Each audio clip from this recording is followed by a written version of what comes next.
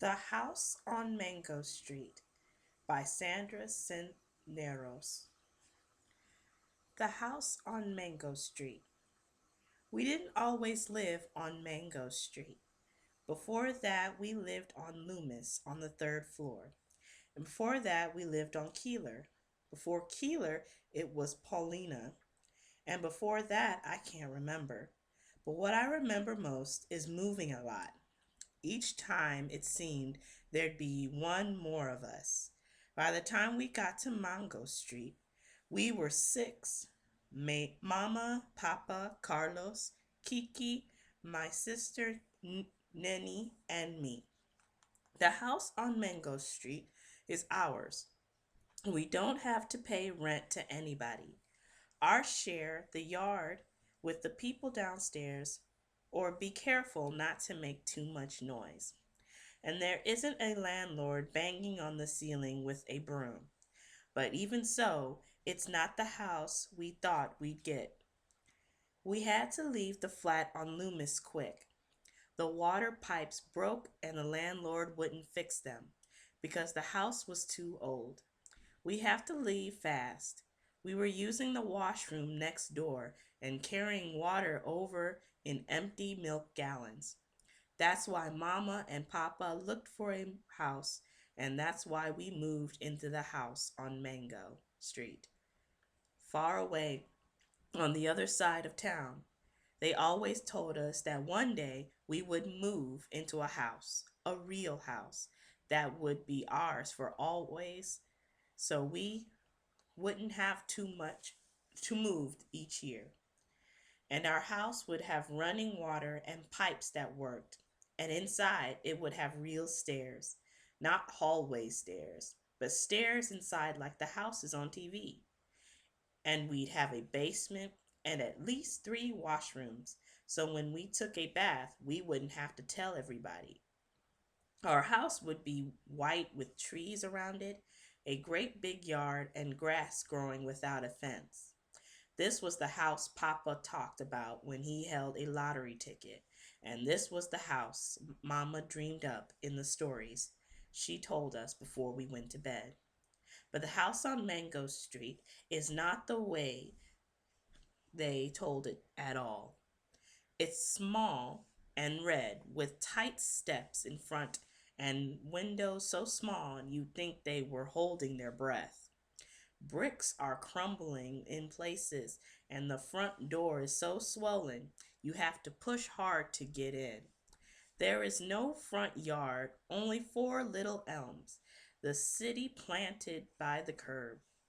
Out back is a small garage for the car we don't own yet, and a small yard that looks smaller between the two buildings on either side. There are stairs in our house, but they're ordinary hallway stairs, and the house has only one washroom. Everybody has to share a bedroom. Mama and Papa, Carlos and Kiki, me and Nenny. Once, when we were living on Loomis, a nun from my school passed by and saw me playing out front. The laundromat downstairs had been boarded up because it had been robbed 2 days before, and the owner had painted on the wood, "Yes, we're open," so as not to lose business. "Where do you live?" she asked. "There," I said, pointing up to the third floor. "You live there?" "There." I had to look to where she pointed. The third floor, the paint peeling wooden bars. Papa had nailed on the windows so we wouldn't fall out. "You live there?" The way she said it made me feel like nothing. "There," I lived. "There," I nodded. I knew then I had to have a house, a real house, one I could point to, but this isn't it. The house on Mango Street isn't it. For the time being, Mama says temporary, says Papa, but I know how those things go. Hairs. Everybody in our family has different hair. My papa's hair is like a broom, all up in the hair, all up in the air. And me, my hair is lazy. It never obeys barrettes or bands. Carlos's hair is thick and straight. He doesn't need to comb it. Nenny's hair is slippery, slides out of your hand, and Kiki, who is the youngest, has hair like fur.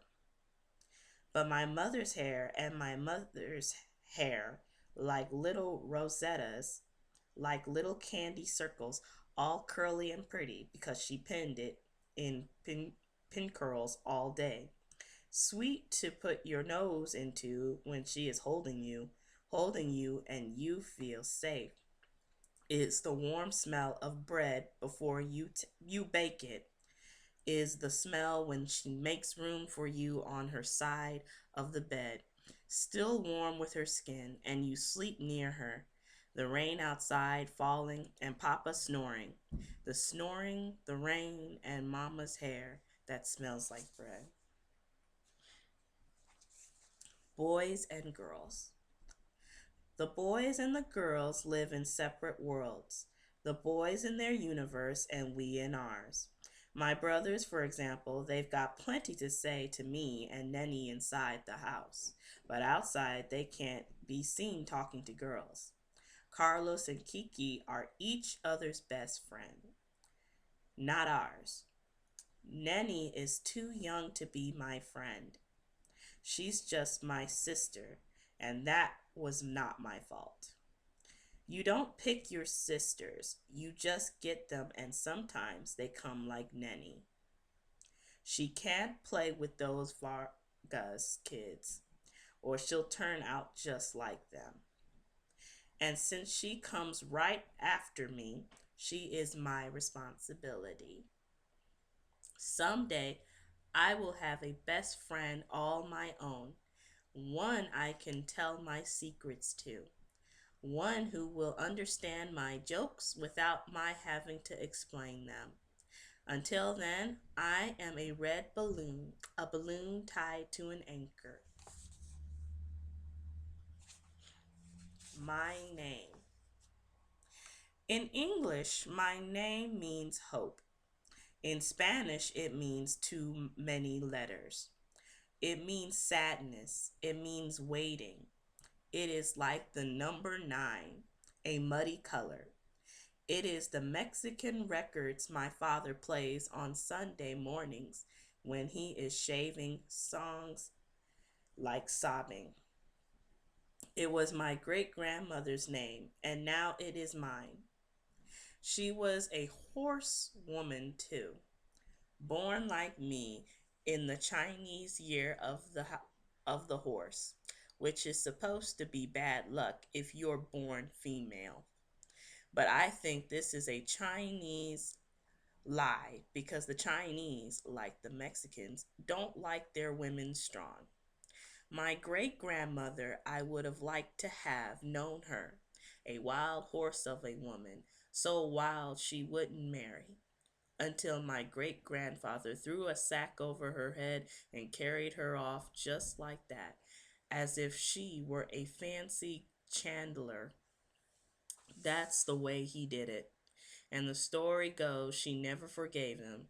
She looked out the window her whole life. The way so many women sit, their sadness on an elbow.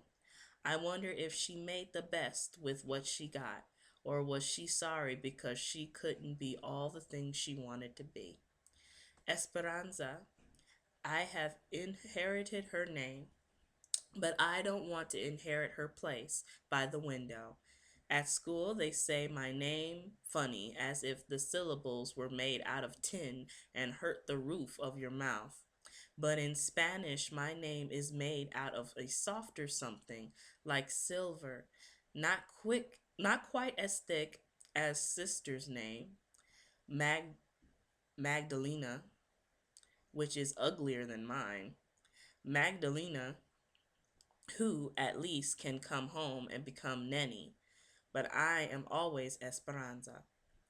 I would like to baptize myself under a new name, a name more like the real me, the one nobody sees, Esperanza as Lysandra or Maritza or Zezi, The X.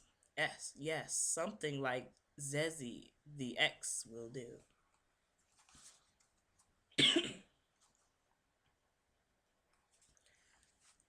Kathy, Queen of the Cats. She says I am the great great grand cousin of the Queen of France.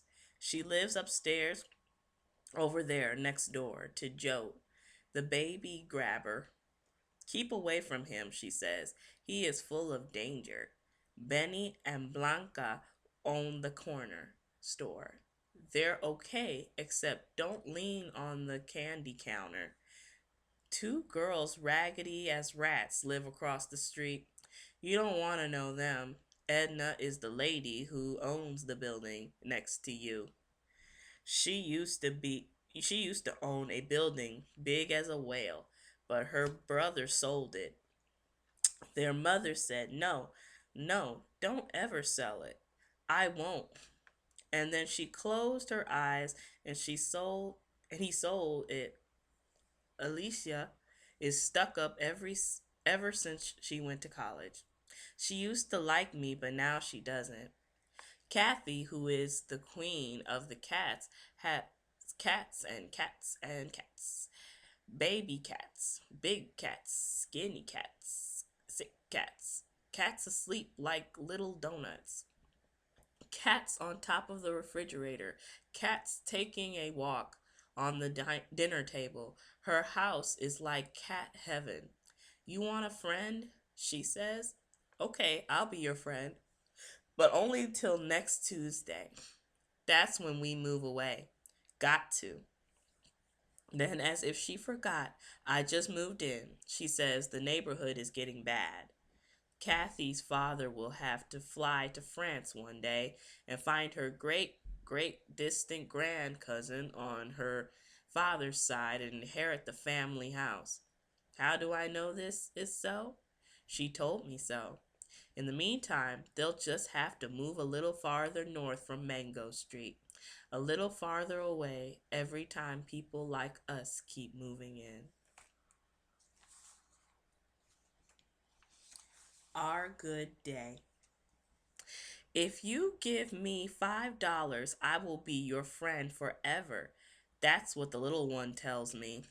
$5 is cheap since I don't have any friends, except Kathy, who is only my friend till Tuesday. $5, $5. She is trying to get somebody to chip in so they can buy a bicycle from this kid named Tito. They already have $10 and all they need is five more. Only $5, she says. Don't talk to them, says Kathy. Can't you see they smell like a broom? But I like them. Their clothes are crooked and old. They are wearing shiny Sunday shoes without socks. It makes their bald ankles all red. But I like them, especially the big one who laughs with all her teeth. I like her even though she lets the little one do all the talking. $5. The little one says only five. Kathy is tugging my arm, and I know whatever I do next will make her mad forever. Wait a minute, I say, and run inside to get the $5. I have $3 saved, and I take two of Nenny's. She's not home, but I'm sure she'll be glad when she finds out we own a bike. When I get back, Kathy is gone, like I knew she would be. But I don't care. I have two new friends and a bike too. My name is Lucy, the big one says. This here is Rachel, my sister. I'm her sister, says Rachel. Who are you? And I wish my name was Cassandra or Alexis or Maritza, anything but Esperanza. But when I tell them my name, they don't laugh. We come from Texas, Lucy says and grins. Her was born here, but me, I'm Texas. You mean she? I say. No, I'm from Texas and doesn't get it. This bike is three ways ours, says Rachel, who is thinking ahead already. Mine today, Lucy's tomorrow, and yours day after. But everybody wants to ride it today because the bike is new. So we decide to take turns after tomorrow. Today, it belongs to all of us. I don't tell them about Nenny just yet. It's too complicated, especially since Rachel almost put out Lucy's eye about who was going to get to ride it first. But finally, we agree to ride it together. Why not? Because Lucy has long legs. She pedals. I sit on the back seat. And Rachel is skinny enough to get up on the handlebars, which makes the bike all wobbly as if the wheels are spaghetti. But after a bit, you get used to it.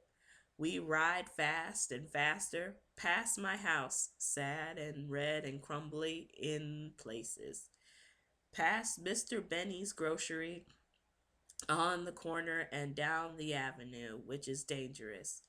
Laundromat, junk store, drugstore, windows, and cars, and more cars. And around the block back to Mango. People on the bus wave. A very fat lady crossing the street says, "You sure got quite a load there." Rachel shouts, "You got quite a load there, too." She is very sassy. Down, down Mango Street we go. Rachel, Lucy, me, our new bicycle, laughing the crooked ride back.